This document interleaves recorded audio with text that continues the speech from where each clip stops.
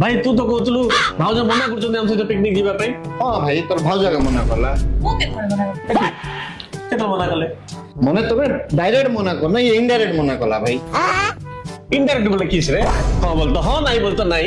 আরে ভাই তুই বুঝবু নাই, সে তোম লাইফ রে হচ্ছে কাহি তোম মনে সিঙ্গেল আম মনে মেরিড মন পাই ডাইরেক্ট কিছু জুড়া যাব ইনডাইরেক্ট হবো, বুঝলো না? ডাইরেক্ট কিছু হবো নাই।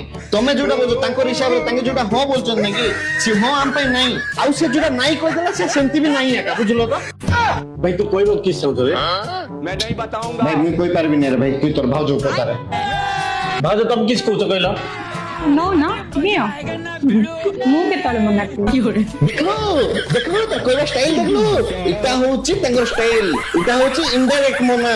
সেটা কইরা নাকি নেই না মুই কেতে মনা করলি, আর অর্থ হচ্ছে সে জীবাকে হবো নাই। সে যদি তোমন সহিত গলা তার গোড়া তো টিং টিং করে হানি দেবি, তাকে ঘরে পচেকি রাখবি, তাকে বাহারে ছাড়বি নাই, তাকে খাইବାକୁ দেবি নাই, বুঝলু? এটা হচ্ছে আমার মেরিড মনর প্রবলেম। ভাই এতে সব কথা ভাউজ কেতলে কইলে রে?